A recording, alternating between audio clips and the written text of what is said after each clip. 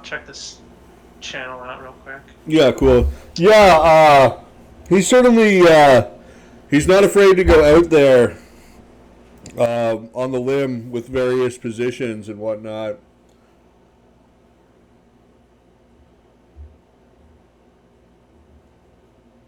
You saw that Schenck versus Shapiro debate? Yeah, me too. Yeah, I did a piece on that. That was a while back, like 2017, I want to say. But yeah, I did like a It's like the reaction. yeah. Oh, you even have a video about Pinochet and Allende. Allende, who, as I'm sure you're aware, had practically become a dictator by the end of his presidency. Not a lot of people know that about him. Supreme Court gave him a bunch of orders. Hey, stop circumventing Congress. Hey, stop seizing the property of political dissidents. He downright ignored that. Yeah, that's Definitely did I've mentioned back. that in the video. There was it was the Christian Democrats, which was his main supporters that like had voted him in, that were the ones that issued that directive or whatever, and that's why that's the justification Pinochet used for seizing power. Basically, my thesis Also, is like 300% inflation, right? Desperation. Just completely destroying the economy, I'm sure, was another big drive there.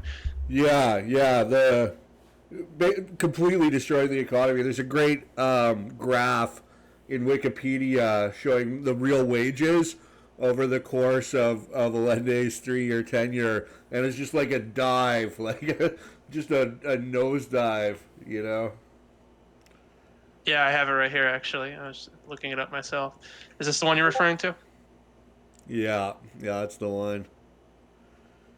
Yep. And Wikipedia tried so hard to whitewash his article. Like the first three quarters is like success, increase in wages, and decrease in illiteracy.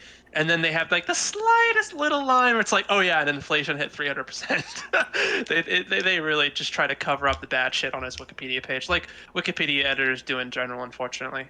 Yeah, Wikipedia's pretty ridiculous. Like the section on capital accumulation, which is like the process, because capital means man-made factors of production, like factories and whatever. But the section on capital accumulation is just like Marxist nonsense that doesn't even like. It's absurd. Yeah, I mean, there's a lot of good stuff about Wikipedia too. Though I like the site, but it's got its limitations. Mm. Anyway, I'm a conservative, and I don't mean like a moderate. I don't mean like a MAGA conservative. I'm a classical neoconservative guy. I love Bush. I love Reagan. I'm in a strong form. I believe in a certain social code that should be upheld legally to a certain extent. Um, I'm pretty much like an 80s Republican, I like to think. Now, that gives us some things we agree on. That gives us some things we disagree on. Why should I be a libertarian as opposed to a conservative? Yeah, yeah, that's great. I mean, I always do. I always debate socialists, so this is going to be a new experience for me. But yeah, I think there's a lot. Well, the reason why I'm a libertarian, which I guess is the reason why you should be a libertarian, is because well, first of all, so there's basically two propositions. The first being that it is wrong to initiate violence against an innocent person. The non aggression principle, I believe to be axiomatically true. You know, we all condemn random acts of violence. We all condemn a guy who robs a convenience store. I think in our day to day lives, pretty much everybody embraces this principle that you should not initiate force against a random person. It's not that force is necessarily wrong, right? It's okay to use violence in self-defense or in defense of others. It's okay to use violence to bring a criminal to justice. So force is not necessarily per se wrong, but the initiation of force, being aggressive, is wrong. So that's postulate one, and then the second postulate is the moral principle of universality, which is simply for one to act is to give permission for all to act. So if we say that it is wrong for Jones to initiate violence against Smith, then if we're going to be consistent, we're going to apply this moral principle to all actors in society, including the state. So this is where the issue comes in, because the state does use coercion as a means of obtaining revenue, and so that's why I'm a libertarian. I oppose the initiation of force against innocence consistently between all individuals and organizations. So let me ask you a quick question. I think I understand the non-aggression principle. I've heard of it many times before. I actually used to consider myself a libertarian back in 2017, 2018, even 2019. However, I found that it has certain shortcomings. For example, addiction. Take smoking, for example. Classic libertarian argument against banning smoking is it's their choice, right? Nobody's hurting anyone. But with addiction, you become chemically dependent on nicotine, in this case, for example. And in that way, you can arrive to a point of an addiction that's so advanced where you can't say no. So in other words, that agency, that free will that libertarians treat as constant, when in reality it can be robbed from you, it starts to dissolve. And you don't really have a choice but to smoke and to continue enriching the corporations that profit off your illness. And meanwhile, your body's degenerating, your work performance is declining, your employer, your family, all your friends are all suffering because of you. Would you say addiction is perhaps an example in which the non-aggression principle has some work to do? What's the connection with the non-aggression principle? I get that smoking is bad, that that people are addicted to it. I guess alcohol too, maybe even more so. But how does that imply that we should aggress against somebody or contradict the non-aggression principle? Well, generally, in my view, my experience, most libertarians attempt to justify non-prohibitions against smoking, alcohol, and other such drugs on the basis of logic that's at least similar to the non-aggression principle, namely, in that it's not hurting anyone, right? It's their choice. Force. We should only use force, or in this case, we should only ban products if there's aggression between peoples, and that no one should initiate aggression against one another. What I'm trying to argue, in effect, is that in the case of certain products, like nicotine products, I think that addiction kind of muddles that logic, wherein people who are otherwise engaged in ostensibly consensual activity, over time, that becomes a parasitic, non-consensual relationship by which one person completely and utterly depends upon the other, in this case, an addict depending on a corporation's cigarettes. I don't think the analogy is one-to-one for sure, but Well, I've always found that in the cases of addiction, I feel like libertarian logic can somewhat suffer along those lines. well, the first thing I would say is that people can and do quit. I used to smoke cigarettes myself. I no longer do. Uh, for sure, though, it's very difficult to do. I tried many times and smoked again, so it's not an easy thing.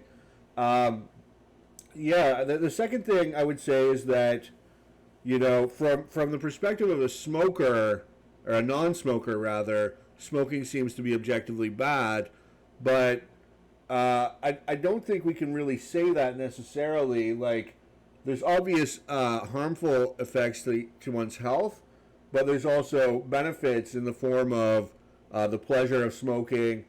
Nicotine's also a psychoactive drug that might have like medicinal properties when it comes to something like ADHD. It's a stimulant, much like the Ritalin or other treatments for ADHD.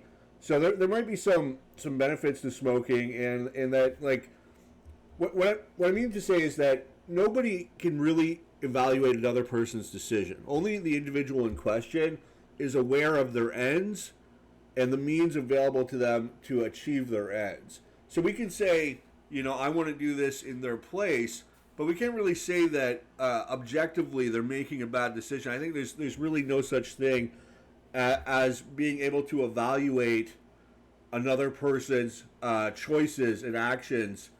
Um, so it's best to leave people free to pursue their own ends, especially when they themselves are the ones who are bearing any cost or negative risk associated with that action. Sure. I suppose my counter argument would be that we can evaluate their actions. For example, over 400,000 people die from smoking each year. That's about 133 9/11s each year. And 41,000 people die from secondhand smoke, so people who didn't even relate to that choice. Uh, I think that your logic is okay when it comes to just downright poison. For example, if someone wants to, hurt themselves, drink a bunch of poison, I think that's terrible, but it's ultimately their choice. But when it comes to addictive poison, which is what cigarettes are, it's addictive poison.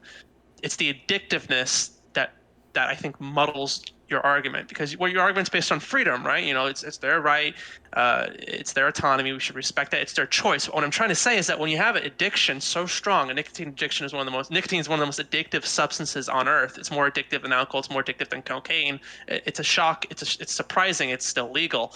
When you have something that addictive, and I'm glad you said that you quit smoking, but unfortunately, the vast majority of people can't quit before they die of smoking. Unfortunately, when you have something that addictive, there's no free will to be had anymore. Uh, they really become that person's slave almost, completely incapable of quitting, and ultimately bankrupting themselves, destroying their lungs, destroying their health, hurting people around them, all to benefit these tobacco companies. So you're right. Like I said, if someone has a non-addictive poison and they know what they're doing and they truly are free to say, "Oh, go for it." But if it's addictive, what I'm trying to say is that beyond a certain point of addiction, when you're that late into the game, and it sounds like you weren't that late into the game, but just scientifically, when you're that big of an addict, you truly can't choose but to continue smoking until you die. So there's three drugs that you can die from withdrawal: alcohol, opioids, and what's the third? It's benodiazepam, I think. But nicotine might be addictive. I don't know if it's as addictive as those drugs. As the withdrawal um, might be annoying, but it's not going to kill you. Um, so are you suggesting banning cigarettes? Is that your proposal? Yes, absolutely. And I don't mean to interrupt, but you did mention something. You said it's not going to kill you. Oh, it absolutely won't kill you, but your body will be so miserable. Like, have you seen? I mean, let me ask you this: how long did you smoke before you quit? I smoked for I want to say about 8 or 9 years. Okay, a good long while. Maybe your body reacted differently, but my father smoked for a long time. He tried to quit multiple times. You shake, you feel nauseous, you have sweating. Some people have the sweats going on. Some people throw up. Uh, it's extremely severe. And again, addiction just kind of muddles the water where you beyond a certain point, yeah, theoretically you can say no, but that chance becomes less and less and less, and your volition, let's say, your free will, your agency, your ability to say no, diminishes to the point where I think society does have a duty to step in and protect people from themselves. And Uh, yes, so that would involve banning smoking. so Not possession, but production. If you ban possession, that means throwing people in jail for having a cigarette, and I don't believe in that. right. So the latest data, at least for Canada, says that only 12% of Canadians aged 15 and older currently smoke cigarettes. I don't know what it's like in Hmm. other countries, but it seems like this is a bit of a moot point. We've already sort of stamped out this social ill, and I don't know if draconian steps are really warranted, given that this is something that is almost gone anyway, and presumably will continue to fade out. Now that people do have that knowledge of the danger of smoking at an earlier age, and and there's going to be less, social pressure to smoke, less people encouraging it, more people encouraging people. They're before they're at that stage where they can't turn back. Hmm. I would make the point that the reason why smoking is on the decline is because we've regulated it. We mandate health warnings on labels. Canada banned tobacco advertising on television and radio in 1989. We did that under Nixon, like I think in the 19 fucking so was it 70s, 80s, a long fucking time ago, right? Uh, we raised first created a minimum smoking age, and then we raised it twice. I think Canada is actually set to raise it. In fact, New Zealand is on their way to downright ban smoking completely. I mean, one of the reasons why smoking is on the decline is precisely because we've slowly been banning it, which I feel like services my point because if you look at a graph, let's say here I'm going to look this up, tobacco smoking deaths graph. Let's see what those government regulations have done. Death rate's gone from 200 per 100,000 people down to about 50. Uh, I think that's positive outcome, and that it's even consistent with the libertarian framework because addictive substances rob people of the free will and agency that libertarians hold so dearly. So even as if I was a libertarian, I wouldn't necessarily even oppose smoking, even as a pure blood libertarian, because like I said, addiction and addictive chemicals interferes with our ability to exercise our free will, which I think is central to libertarian ideology. I'm not sure I agree with the characterization that it robs us of our agency. From my experience, it's more of an urge. It can be a strong one, absolutely. But I think ultimately we still have choice. We still make that decision. Beyond what point does the decision become worthless? I mean, you're right. You can have the most addictive drug in the world, and technically, there's a 0.001% chance someone might be able to say no. But beyond a certain point, it simply becomes untenable. Beyond a certain point, the deaths don't justify the choice. And I don't know about you, but I think 400,000 people dying each year, 40,000 dying from secondhand smoke, billions of dollars in healthcare costs that are passed on to consumers, families that then can't afford to pay their medical bills. Uh, this is part of me the reason why I'm a conservative. I do believe there are some cases where the cost outweighs the value of the choice, and I think smoking is one of those examples. But if you want to look at the fiscal impact, I mean, the simple fact that smokers die early is going to lead to massive savings in late term healthcare. The people who consume the most healthcare are the elderly, and if the smoker died of lung cancer or whatever, they're not. I mean, I don't think that's the way to look at it anyway. But that's the perspective you brought up. I mean, if we look at, I think we have to evaluate an action based on the action itself. I don't think there's anything immoral about a company selling a product, and it can have negative consequences, sure, but that's life. I don't think there's anything immoral about selling cigarettes or selling alcohol. Yeah, these things can be misused. They could also be used properly or used in moderation. So there's actually been a few studies on this. You mentioned, hey, it kills them off young. That's precisely the problem. Because what does that reflect? Opportunity cost. Dead people can't work. So all those people that would have paid into the taxpayer system, all those people who would have worked and continued to produce value for companies that allow for capital to invest in technologies and otherwise assist people, all that's lost because rather than spending it on starting a business or spending it on other products, what are they doing? They're spending it on poison that then kills them. And then what does that? What else does that do? That increases fatherlessness because tons of fathers are fucking dying while their kids are still in school, and that itself increases crime and unemployment. There's just a whole ripple effect of negative impacts that smoking creates. So the idea that it saves us money is certainly not true. That's been well studied. It costs us $300 billion a year.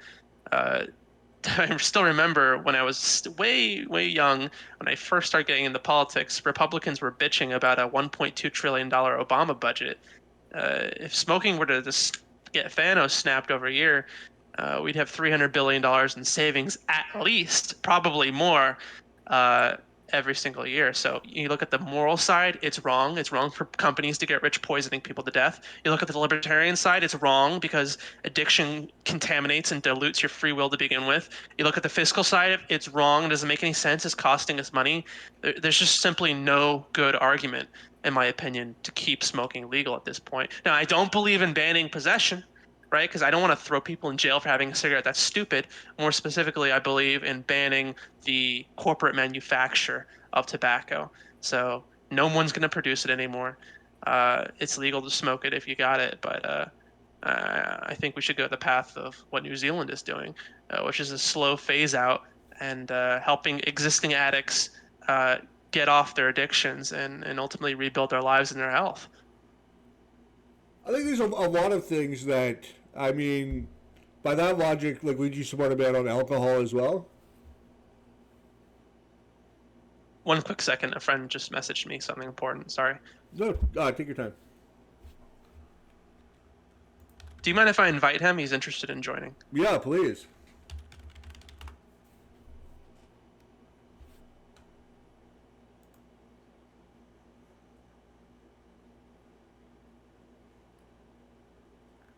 I'm telling him that you're a famous YouTuber. That'll hopefully incite him to come here. One second. Technically, I'm not lying, right? 100 subscribers. Yeah, exactly. I could be considered famous in some circles. Okay, he might join, he might not. We'll see. Anyway, you said banning alcohol. So a lot of people will say, Sierra, you favor banning this really bad drug, be it cocaine, fentanyl, whatever. But what about alcohol? My classic response to that is alcohol is way more prolific. It's way more culturally ingrained.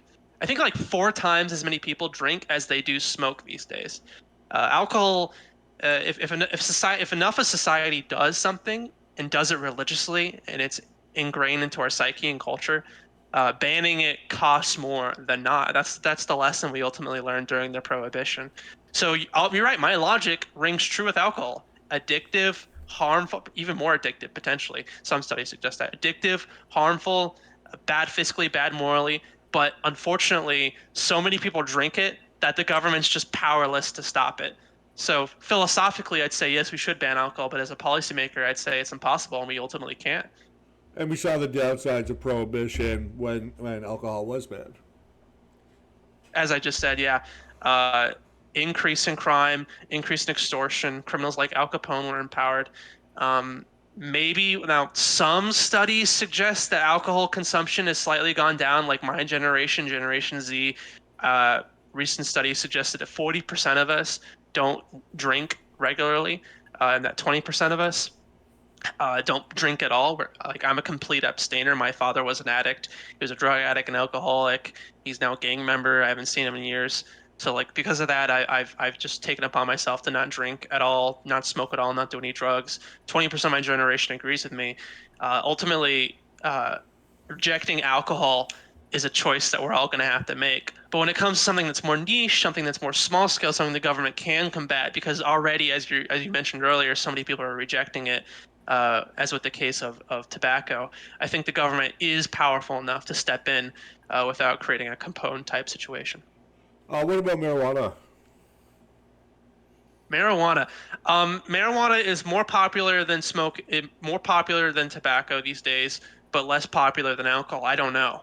It hasn't been tried, but well, I mean, it It, has been tried before. Not sure why I said that. I was stupid. Um, it's not as I'm torn addictive on. as either, if it's addictive at all. So earlier studies suggested that marijuana was a lot less harmful and a lot more medicinal than it really was. Newer studies are continuing. This is kind of like a theme in research. You hit a subject. Initially, it's low quality studies. People are making up their own methodologies because it's all testing and nobody really knows what they're doing. And then the media grabs the headlines, and the scientists are often like, "Well, wait a minute. We admit in our study that this is kind of iffy information," and they certainly did that with marijuana. And newer studies are continuing to show that marijuana does have increasingly severe side effects like psychosis, side effects like marijuana dependency disorder. You might have heard that marijuana is an addictive. That was the prevailing view for over a decade. And then, of course, that view was later reversed. via marijuana dependency disorder. That's the official name for what is essentially marijuana addiction. I think marijuana needs to be studied more before it's legalized. I'm a conservative, right? So what I'm going to be, I'm going to be cautious.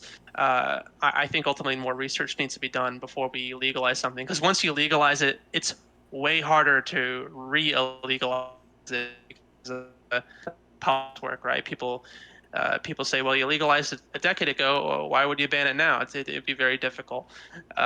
So in the case of marijuana, I'd say let's just give science time, make sure it's not excessively harmful.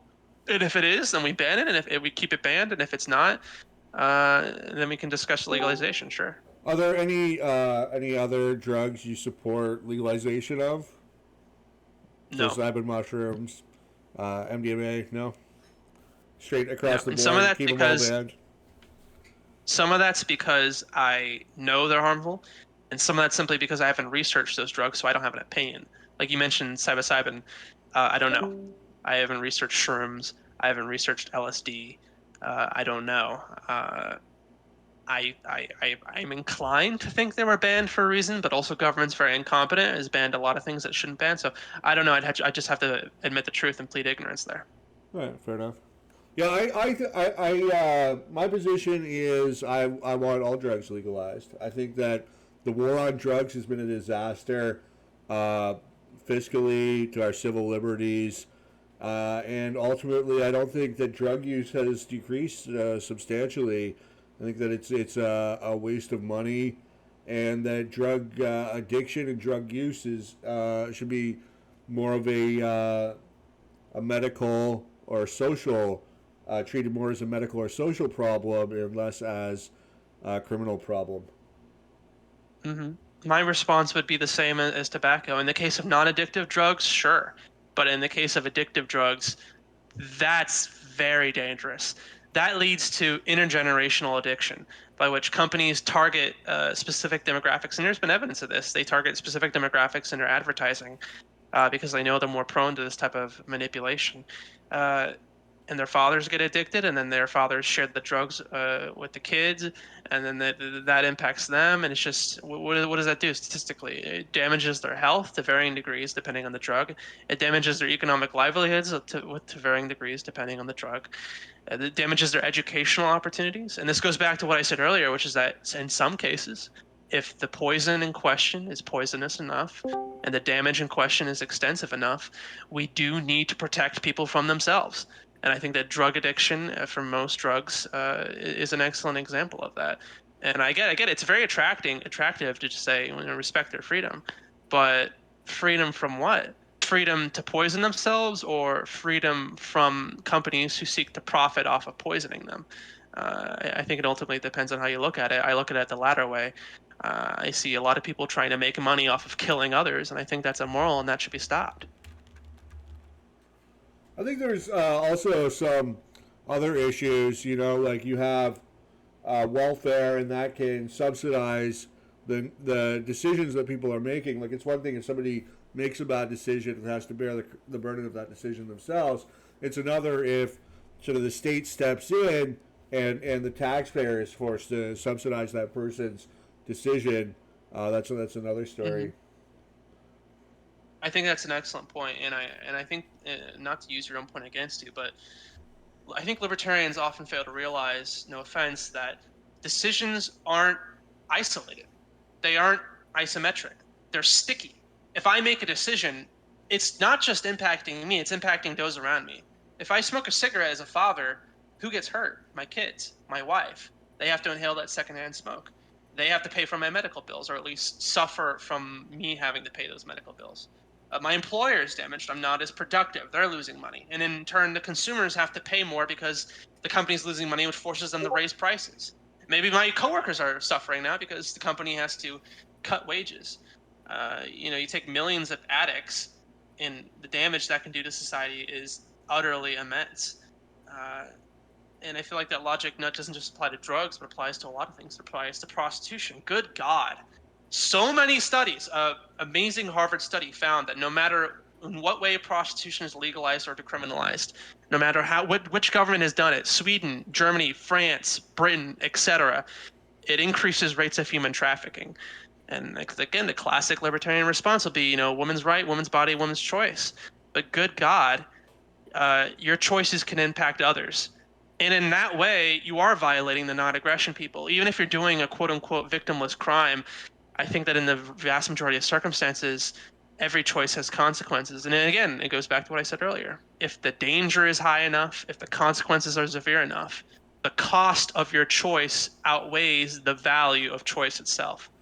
So I'm old enough that when I was like 16 to 18, you could still smoke in diners, and I remember this one place I went during high school, and they had like a smoking section and a non-smoking section, but there was just like it was just a different area of the diner. There was nothing. So you're breathing. Yeah. You're in the non-smoking section. You're breathing in that air, and and now in Canada, it's basically like you can't smoke anywhere.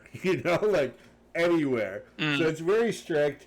And I got to admit, as much as I am a critic of regulation, I do appreciate that. And and so actually, right now I'm in the Philippines, and the Philippines, for the most part, is pretty good on anti-smoking. But there's one area where it's not, and that's the casinos, because they get all these Chinese guys that come here. They can't gamble in China. They come to the Philippines. It's like they're Vegas or whatever. And and most of the casinos you can smoke. You can smoke right at the table, and it's awful. And you think of the dealers who really have no choice. It's the only decent job they can get, and they're forced to basically. If you think about it, smoking is like an act of aggression. Because you're literally you're breathing out the smoke, and you're sending these carcinogens towards that person. It's basically an attack on them, you know, and yeah, it's really bad, definitely. Mm. And I don't mean to change the subject, but we've been talking about addiction. Let's debate. I feel like it'd be cool to move on and debate the legality of prostitution. What's your opinion on prostitution? Yeah, I guess that it should be legal. Sure, that it should be, yeah, legal. If I, well, let's say, and studies can be false, admittedly, but there are numerous studies out there, and I can send you some if you so wish, that suggest that legalizing prostitution increases rates of human trafficking. And again, this goes back to the classic conservative libertarian distinction. Libertarians value freedom. Conservatives take a more tempered approach, where we recognize that freedom can have consequences, and in some cases, freedom should be regulated for the overall societal good and the protection of everyone. If you were to believe and understand and truly grasp that legalizing prostitution does increase human trafficking, that let's say for every five prostitutes that are free and otherwise untrafficked, there are five prostitutes that are trafficked as a consequence of that. I have to ask you, how much freedom is worth how much freedom is worth how much of other people's slavery? Because that is unfortunately the catch 22 with prostitution. You ban prostitution, women go to jail. You legalize prostitution, women are fucking trafficked in international cargo containers and treated like dogs and beaten to death. uh, I'm curious, what are your thoughts on that dynamic? Well, there's ways to ban it too without women going to jail. There's the Nordic model, which criminalizes the buying, but not the selling, which might be the best of both worlds. That's what Canada's implemented, and I guess they have in the Nordic countries. Hmm. Sure, if as you said, for every five women, if there was like a 1-to-1 ratio, then yeah, that would probably, I guess, be the ban. I don't know if that's the case. Um, So I don't know if you finished speaking. I don't mean to interrupt you, but so the study that I sent you actually did deal with the Nordic model, and they found that no matter how you did it, if you decriminalize buying and selling, or if you just decriminalize buying, human trafficking rates would increase. So that's more women being treated as sex slaves. That's more women being raped. That's more women being trafficked. That's more women being shipped around literally in cargo containers. Uh, I think this is just a classic example of how libertarianism is a great idea in theory, but in practice, I think it's full of contradictions in reality. We talk about freedom. Would it be great if human traffickers didn't exist and take advantage of that freedom and distort it against women? I agree. That would be awesome. But unfortunately, that happens. And I feel like conservatism, and this, I don't mean this to be demeaning, but I feel like conservatism is a more realistic ideology, uh, where we recognize those shortcomings, those loose ends, those tiny holes in the boat, those leaks in the boat, and we try to fill them in with some regulation. And I feel like prostitution is a great example as to how freedom in that case only is good in a vacuum, but in reality, it can lead to some serious unintended consequences, which in this case is millions of women being trafficked every year internationally. Yeah, I mean, I agree. There's got to be more done to address human trafficking. That's absolutely no question there. But the issue I have with conservatism is that basically it's been completely ineffectual at reversing all of the quote unquote progress made by progressives.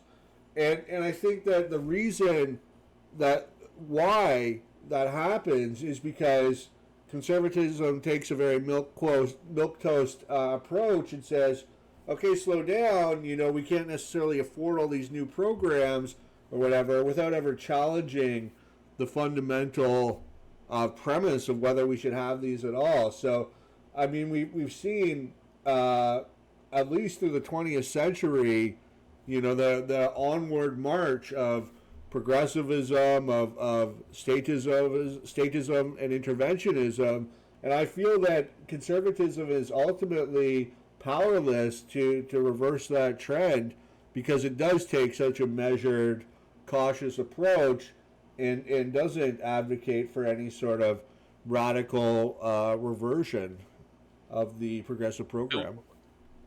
We win more elections than you guys. Yeah, and that's the point, right? You're short term, you're very optimistic, but in the long run, it's pessimistic, and No, that's yeah, why. I get the point. So what you're saying basically is my understanding is that hey, conservatives win elections half the time, but society still changes. Yeah, Yes, progressives win society does change. 100% of the time. Yeah, exactly. So yeah, society does absolutely change. But conservatism has successfully stopped bad changes in the past. You just don't notice them because you consider them constant. A good example would be hell. A recent example would be defund the police. Right, liberal cities all around the world, around the United States, attempted to defund the police. Some of them actually did it. Didn't work. Conservatives decried it. Now the Democratic Party won't even pick it back up. Progressives have shut up on that really quick. Another one was defund ICE. Right, a huge trend. Conservatives decryed it. It's obviously stupid. That movement ultimately What's died right wrong back with down. defunding ICE? Why should you be deporting illegal immigrants? Well, generally cartels are a major concern. So, you're right. A lot of people who come here just want to work and want to contribute. I have nothing wrong with that. I have nothing against that. But Mexico also has 155 active cartels that peddle poison that kills us, literally in the millions. Uh, you have the people coming up here that traffic our women, that kill our people, that poison our children, uh, that shoot up our neighborhoods. There's a lot of organized crime that's leaking over the border, and ICE is in an excellent position to step in and help stop that. I have nothing against Senor Jose who wants to work and start a business and contribute to the economy. There's nothing wrong with him. I feel like a lot of, especially MAGA conservatives, freak the fuck out when it's just a dude who wants to work for good wages and contribute. Uh, However, there's a dark side. There's a risk. Immigration is not like fire. Uh, Fire can be good if it's controlled, if it's restrained, if it's kept under good watch, and it's regulated. ICE is like the fire watcher. You want someone to watch the fire, make sure the fire doesn't become a forest fire, right? It doesn't burn the house down. So you ask, why would we want to defund ICE? I'd say it's the same reason why you always want to have someone buy a fire and not keep it unsupervised. But isn't the better approach to, like, if they commit a serious crime, then deport them, but don't just deport somebody because they're here illegally? Deport someone because they're here illegally. Like I said, I'm not speaking with specific reference to that policy. What I'm trying to say is that ICE does way more than just that. So in other words, you can have a problem. You can be totally like, I am against deporting people merely because they're here illegally. Okay. But ICE does more than that. ICE combats cartels. ICE assists in the liberation of human trafficking victims that are often pushed by cartels. ICE gets fentanyl off the streets, right? Intervenes and intercedes when trucks and boats attempt to come over and poison our people. And I'm sure even as a libertarian, you'd admit that fentanyl is fucking awful. Just a few grams of fentanyl is lethal. It's downright fucking poison. Here, I'm going to post a graph in general here. But I'm sure why you've did seen it fentanyl before. become so popular? It's because of the prohibition on heroin that's driven drug traffickers to use this substance that it's a lot easier to sneak in because it's so much more powerful. Uh, no, yeah, yeah. And I'd say that my response to that would be there's two options then. A, you can re-legalize another type of poison that also kills hundreds of thousands of people. That's heroin. Heroin's not a recreational drug. It's just straight up fucking poison. It'll kill you. Or you can have a regulated border, stop drug traffickers from coming in, or even better yet, go into Mexico, help the Mexican government destroy the cartels in the first place. Then no one's producing. Then you don't even need to spend that much money on border enforcement, which I think would be the better long-term approach. So, your argument, I feel, was basically replacing one evil, fentanyl, with another, heroin. I'm saying we can bake our cake and eat it too. We can get rid of both and ultimately help the Mexicans, and in doing so, help ourselves by destroying those cartels outright and forthwith to begin with.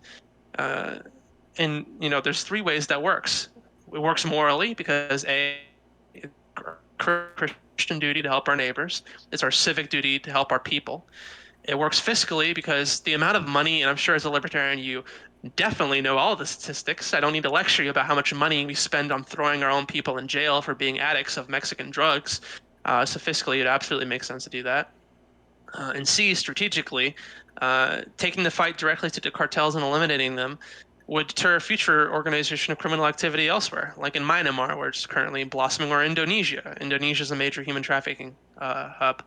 So again, I don't mean to repeat myself, but libertarianism is what we should strive for. Conservatism is ultimately what reality forces us into. So you want to get the cooperation of the Mexican government and go to war with the cartels. Yes. Unfortunately, I don't think that'll happen. The Mexican president is deeply corrupt. He's in the pockets of the cartel. He's openly basically said, we're going to let the cartels do whatever we want, even as they rape and murder their people. Uh, we need a new Mexican president, right? You were talking about Pinochet earlier, wink, wink. Hopefully we have a properly conservative president, not Trump, of course, but definitely not Biden, that can step in, perhaps replace the Mexican president with someone more in line with their own people's wishes, I'll tell you who you and need. we You can need get, Nikki get that Nikki process going. Haley. Nikki Haley as president. She would be on board with this plan. I know. Let's check my profile, Nikki 2024. I love Nikki Haley. Nikki Haley's a neocon. I'm a neocon. We see eye to eye on most issues. But how much? What would your projection of casualties for innocent Mexican civilians be? I mean, the cartel. It's not like they have. I don't know. Like, aren't they in with the Mexican population? I mean, I'm not. I don't even know. Do they have their own compounds or what? But It depends on the cartel. So the Sinaloa cartel has land. Most of it's stolen from the Mexican natives. The Mexican natives are utterly terrified of the cartels. Uh, MS-13, another gang in Mexico, for example, their initiation for new initiates is to rape a girl and then kill her. Some of them even eat people. They're actual fucking cannibals. So the Mexican population would love nothing more than to be freed from these monsters.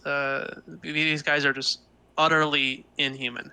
Like it's MS really beyond words. MS-13 is actually from El Salvador. No, yeah, they're based in El Salvador, but They cooperate with our other cartels, and they have operations all throughout South America, up to and including Mexico. And throughout the U.S., It's I a mean, huge gang. American prisons, Yeah, there's a huge. yeah, they're everywhere. Basically, is my point. Yeah, Well, you must love this guy in El Salvador, then the president, El Bukele, Presidente. I love him. He's amazing.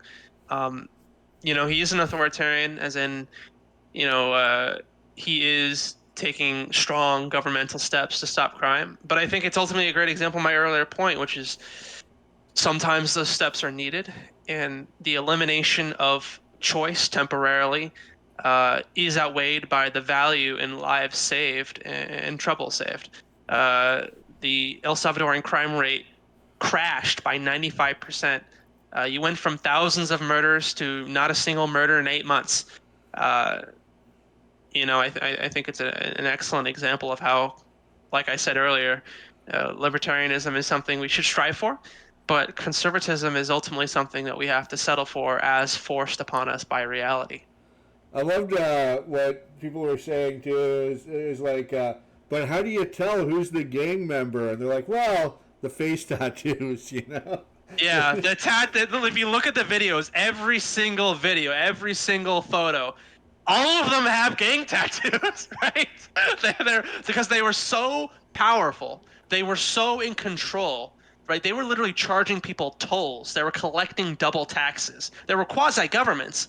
They had no need to hide it. And ultimately, that overconfidence has been their undoing, and now they're all in fucking jail where they'll stay for the rest of their lives, right? Yeah.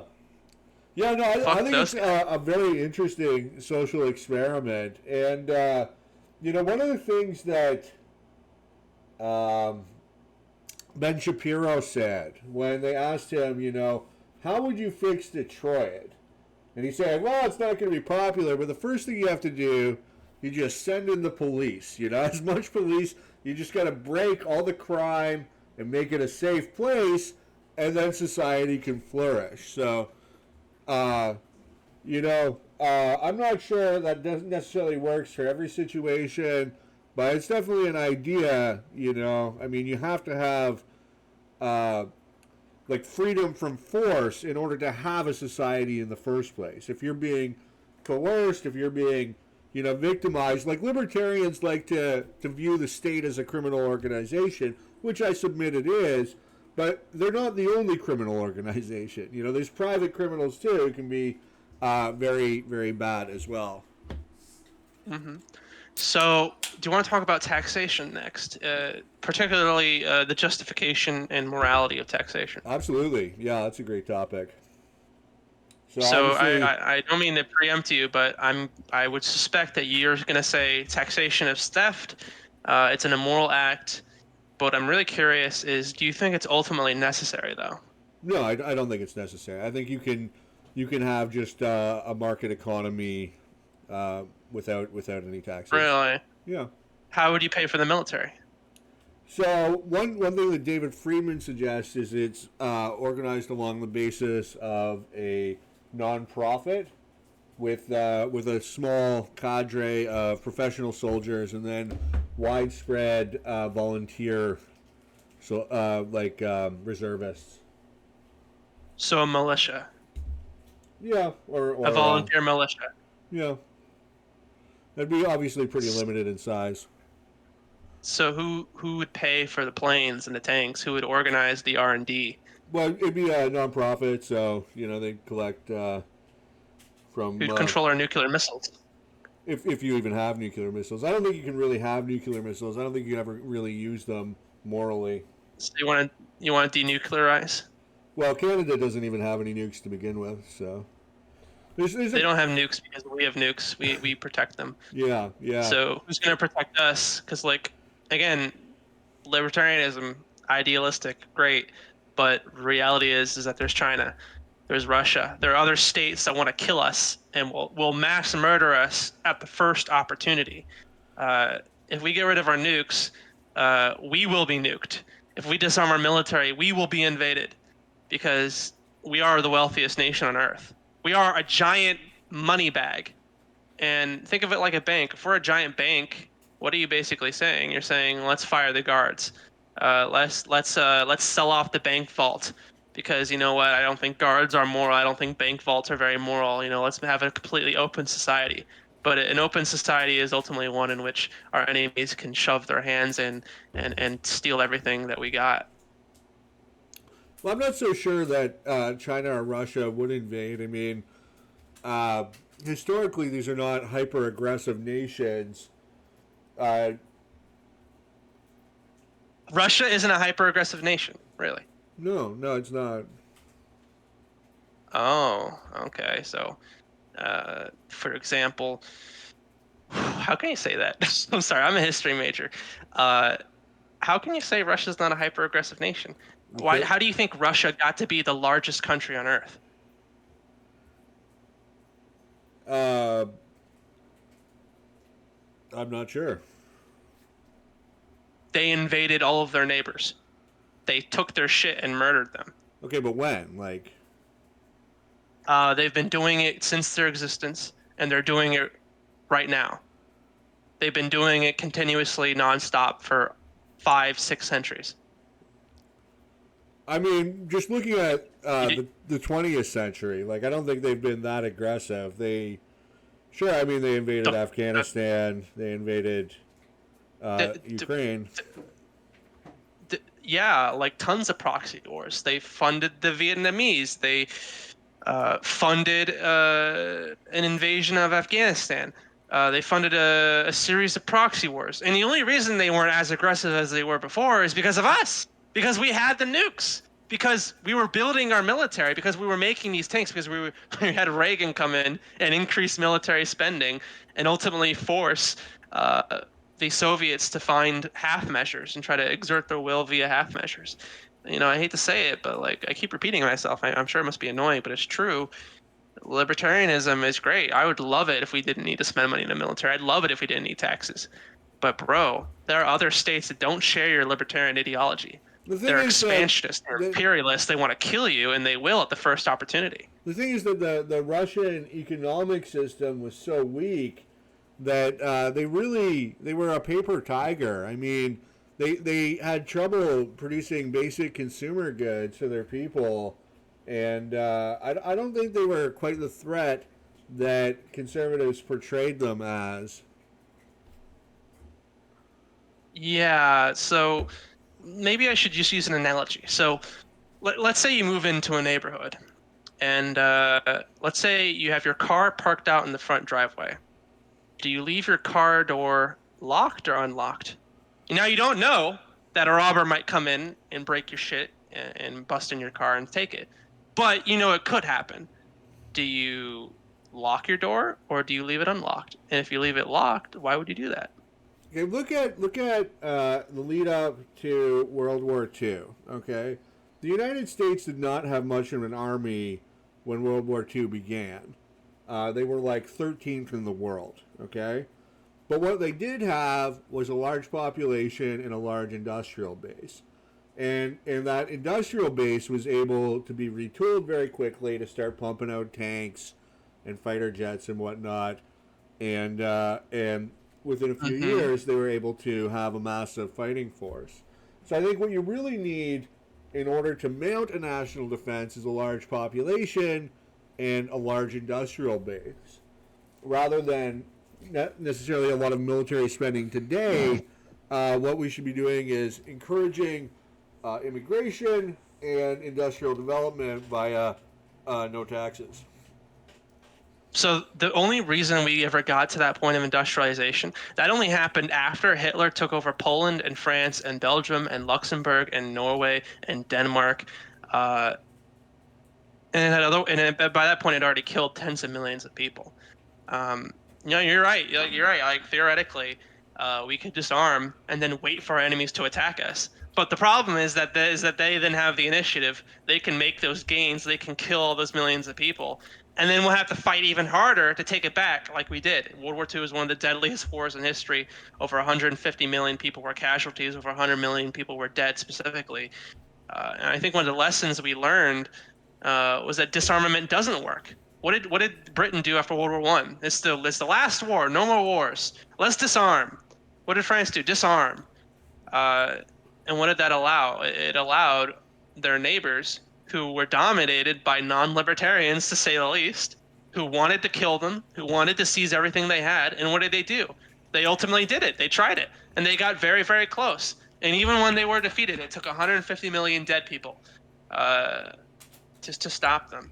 But And nobody, that's the lesson of deterrence, no, right? We need nobody, to stop wars from happening to begin with. And how do you do that? By maintaining a powerful military, and by not letting your guard down. but nobody wanted to attack America in World War II. Japan only attacked because their oil was cut off, and they were basically in a very desperate situation. Hitler had no incentive or idea to attack the USA. It was he couldn't even take on Britain, which is right next door, let alone trying to fight a war overseas. What do you think Germany would have done if they defeated Britain? But they couldn't even conquer Britain. Is my point. No, no, they didn't, because, like I said, uh, we increased military spending and began shipping them massive amounts of military equipment, which would be impossible in your world because we wouldn't have tax revenue by which to encourage and subsidize that process. Uh, Now, if they had conquered Britain, which was a possibility, right? We could have gone either way. Uh, what do you think they would have done?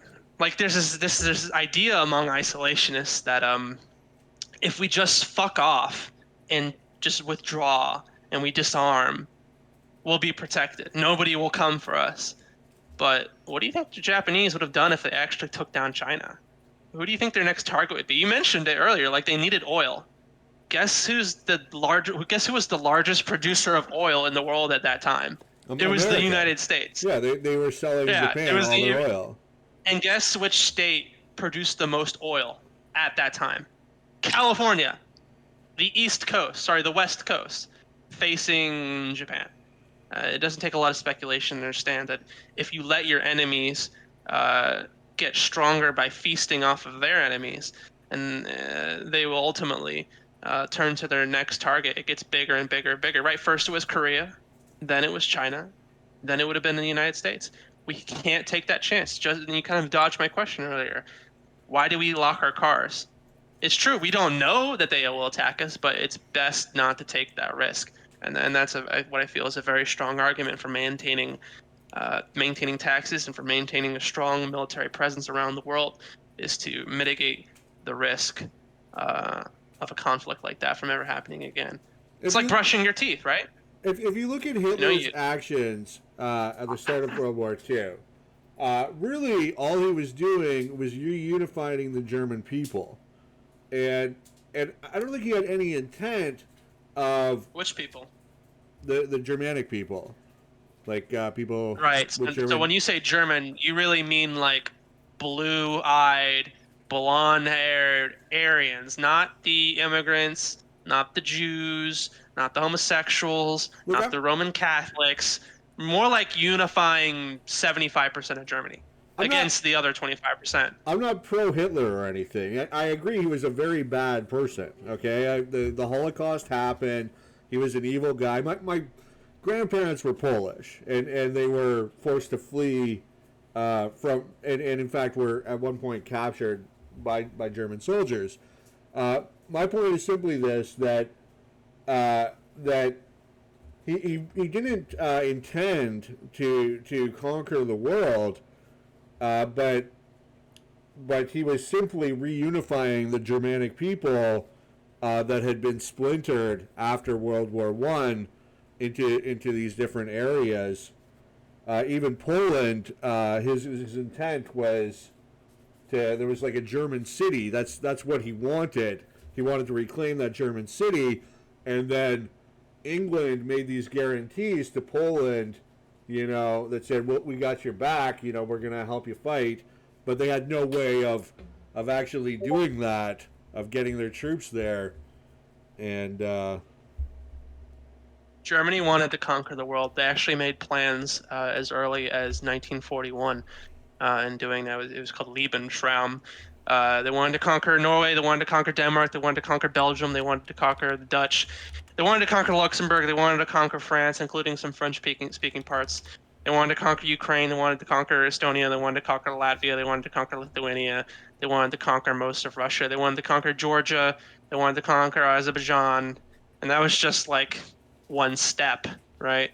They wanted to subjugate Britain. They wanted to subjugate Italy. They wanted to subjugate Hungary. They wanted to subjugate Romania. They did invade Romania. They wanted to subjugate Greece. They literally wanted to conquer an entire continent. Uh, to say, and I mean this as respectfully as possible, but to say Hitler only wanted to unify people, he didn't want to conquer the world, that's insanity. There's a great book by A.G.P. Taylor called Origins of the Second World War, where he lays out basically this case that Hitler was simply trying to reunify the Germanic people. Yeah, Russians aren't Germanic. Norwegians aren't Germanic. Danes aren't, well, Danes are kind of Germanic, actually. Belgians aren't Germanic. Romanians aren't Germanic. Greeks aren't Germanic. Italians aren't Germanic. The French aren't Germanic. Georgians aren't Germanic. The Azerbaijanis aren't Germanic. Uh, the British aren't Germanic. Uh, like Yeah, but once his rhetoric was certainly, I want to unify Germany by, invading other countries and mass murdering them.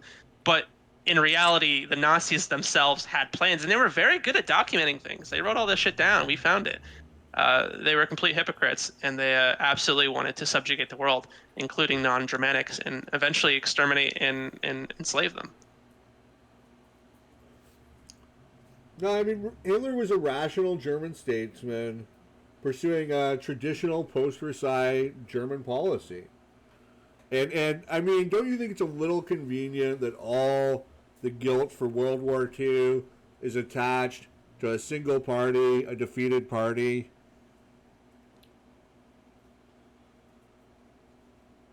Did you say Hitler was a rational German statesman? Yeah. In the sense of his foreign policy, I mean, he was just trying to get back Rash. the areas of. He he killed 150 million people. His foreign policy killed 150 million people.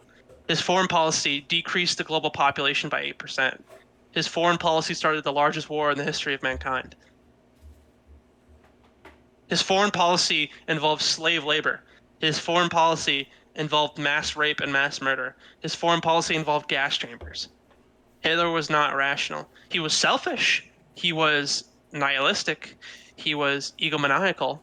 Uh, he was sort of Machiavellian in the most. Actually, he's not even Machiavellian because Machiavelli would disagree with Hitler because he was an idiot and got his country destroyed. He's just fucking Hitler. He's like on his own plane of evil. So this is the He's not problem rational. with the way that most people analyze foreign affairs is they determine which country or which individual is better and then just assign all the blame to that individual. When in reality, it's a lot more nuanced than that. No, yeah, I don't think it was all Hitler's fault. I mean, Hitler would have been powerless without his supporters. Every Nazi ally was guilty. Every Nazi compatriot was guilty. Goebbels was guilty. Uh, Rommel was guilty. Goring was guilty. Every willing, voluntary Nazi party member was guilty, and they all were punished or should have been punished. Um, I'm not denying that.